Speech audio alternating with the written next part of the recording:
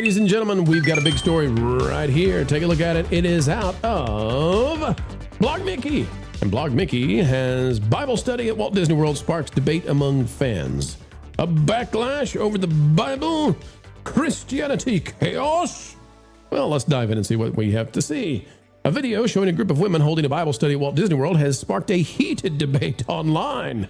In the video, by the way, if this was any other religious group, there would be no debate online. You know the crew that's debating it online. In the video, we can see that guests attending the Bible study took over a handful of tables in the outdoor seating area at Backlot Express, which I will tell you at this time of year is absolutely, totally empty. It is miserably hot in the outdoor seating area of Backlot Express. It says a speaker addresses the group first, presumably covering a Bible verse or verses to be studied.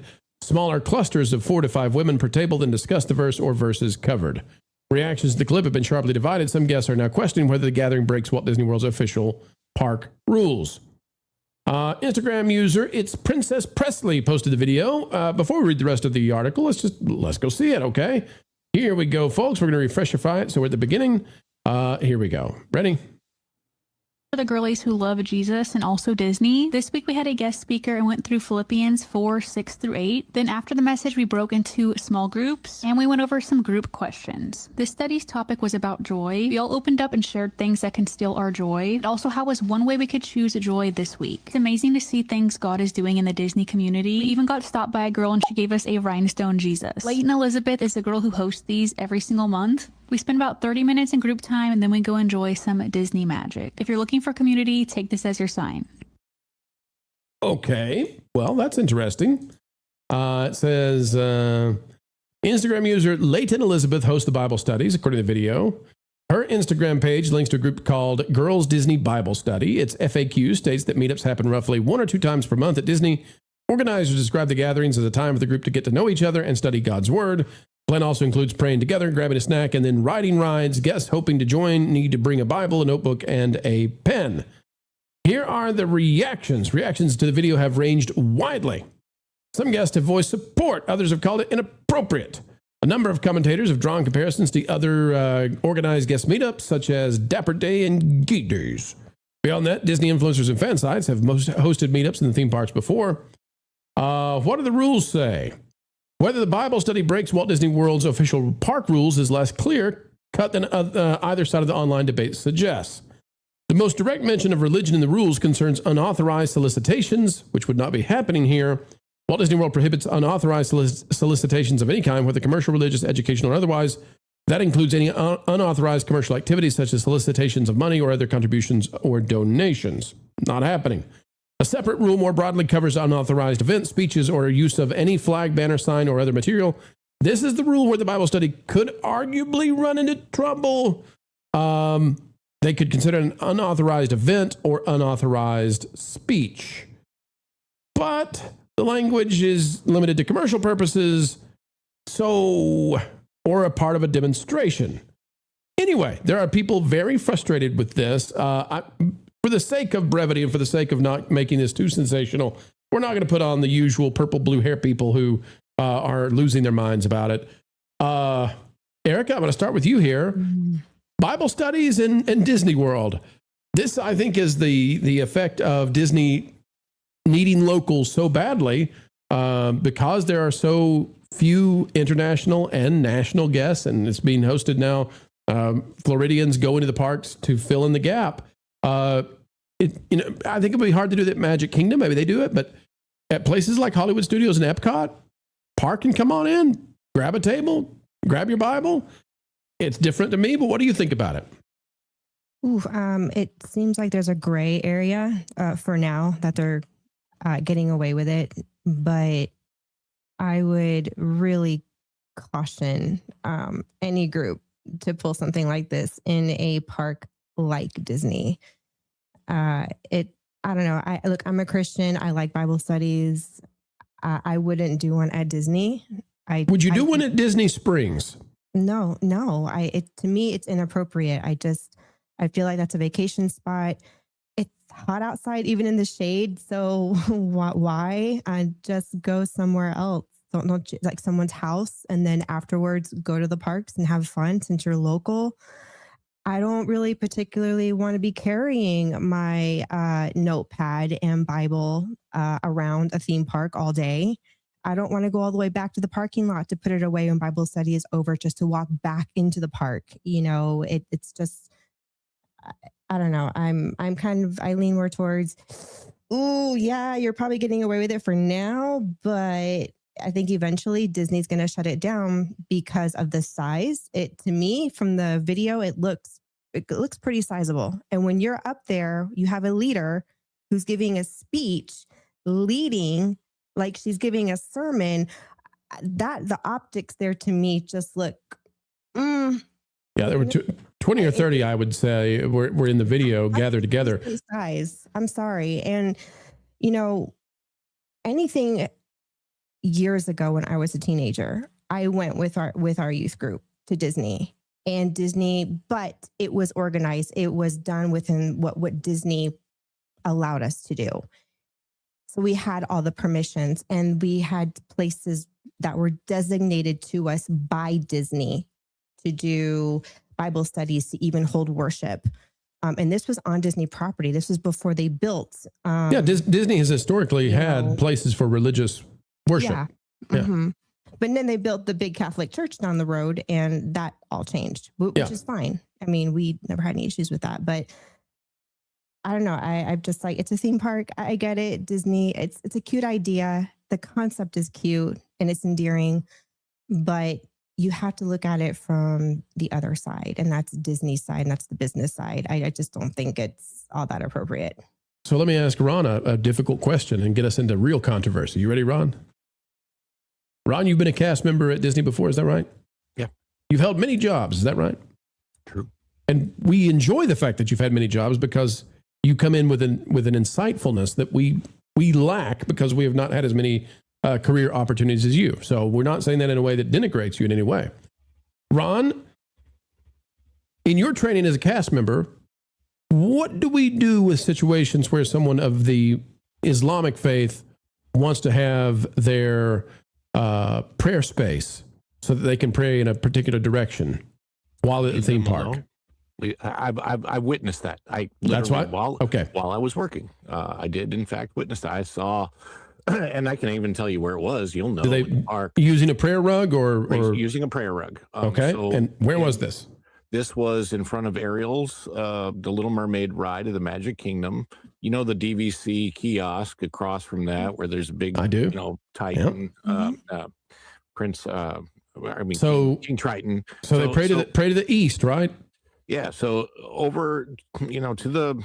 That'd be towards Storybook Circus from the location you're talking about. Right. So they rolled out it was actually a family. They rolled out a prayer rug, and they got down and they did the thing. And we just left them alone. Like, basically do your thing. That's your religion. It's your time of day to do that, and just leave them alone and let it be. That was pretty much it. As long as and where they were, it wasn't disturbing the flow of guests. They didn't do it in the middle of a walkway or anything like that. If they did, we would have said, just please move to a different location to where you're out of the way of people. As far as Bible study is concerned, if they were out of the way of people, and it would depend. If another guest patron was complaining about that to guest services, then there would probably be an issue. But if they went to an area of the quick service, which I believe they did, where they were not disturbing anybody, and of course, we have discussed at length that there's plenty of available space right now at the parks. Sure. And so they can do this. However, now I would say if they really wanted to create controversy, they'll try to do this on as a group on the boat from the Disney Springs dock to the French Quarter. For the beignets. Bible and beignets. All right, Ron. So here's where it gets sticky. Let's say that I'm in charge of this Bible group, okay? And Disney, cast member comes to me, security comes to me, whoever, and says, guys, you can't do this. This breaks our rules. And that person says, do you allow people of the Islamic faith to get out their prayer rugs and do that here? then why not us? And that's where I don't think Disney can do anything with this. And I'm not saying what I think about it at all. Okay. I'm just holding that completely back. So folks, don't make any assumption about what I believe about it. I'm just telling you, I don't think Disney can do anything here without stepping into total First Amendment landmines that they don't want to be involved in. Yeah. Or PR landmines. I think it unless the guests are being disruptive to other guests, if there is something that they're doing within that situation, and I'm just throwing this out there, I'm not trying to offend anybody, so I apologize if I do, but perhaps if the leader started yelling like they're speaking in tongues kind of a thing, and it was disruptive to other guests, or any other thing that's disruptive to other guests, then they're breaking a rule that doesn't really have to do with religion, because they're being disruptive, no matter and even if their religion says it, it's just certain things that you cannot do to be disruptive to other guests. If, for example, if you are a Native American and peyote was part of your religion, you cannot smoke peyote in the parks because smoking is not allowed in the parks. But Ron, you can speak in tongues during the Tower of Terror on the final drop, right? Yeah, that's a whole different situation. Culture, is it true that you were baptized in the sparkling waters of Typhoon Lagoon? Well, I've been there before. I don't know about baptized. But I'm waiting for this story to come out. That was a parody story, but I'm ready for that one. I'm ready to find out that somebody was baptized at Typhoon Lagoon or Blizzard Beach next. Well, no, actually, there was a better water park that was there long before those other two. Is that where you were baptized in River Country? Yeah, no, I was baptized in a church at a very young age, so well before. Okay, that, but yeah, no, I'll just say. Whoa! When you say early age, pre-beard? Oh yeah, definitely. Okay, well, I mean, you've had one since you were 2, so I just didn't know. I haven't always had a beard. My mom wanted me to shave all the time, but anyway, look, I'll just tell you this: the Disney Park blog officially talks about celebrating Ramadan with Orlando Disney cast on property in breaking their fast, which is called iftar.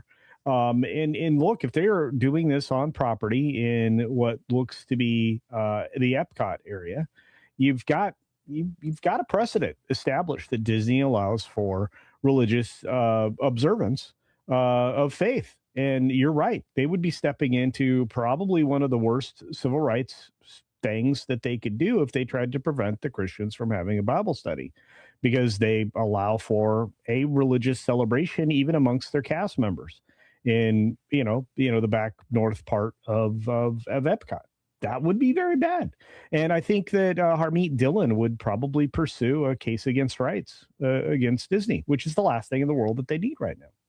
Now, I'm going to say again, we could put up some of the commentary that's coming from the typical crowd about this.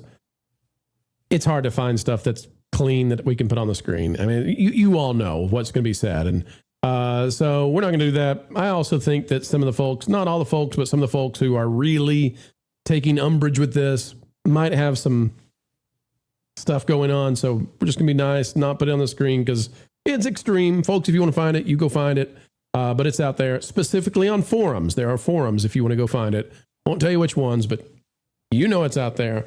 And they are none too happy that there's a Bible study happening at Hollywood Studios or anywhere on Disney property. All right, folks, that's where we'll leave it right now. But you let us know in the comments of the chat. What do you think about that?